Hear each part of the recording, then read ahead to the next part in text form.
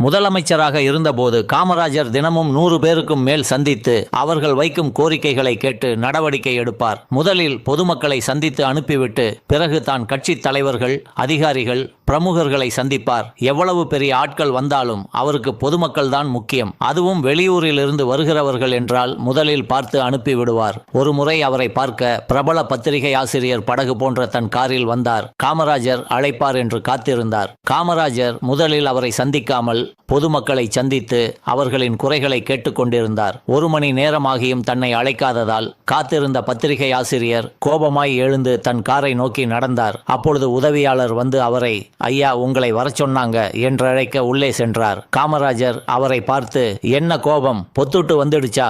என்னை பார்க்க வரவங்க ஏழை பாளைங்க, காசு செலவு பண்ணிட்டு வராங்க. நான் பார்க்காம அனுப்பினா இன்னொரு முறை காசு செலவு பண்ணிட்டு பார்க்க வரணும். நான் அவங்களுக்கு சிரமம் வைக்கலாமா? நீ முதலாளி.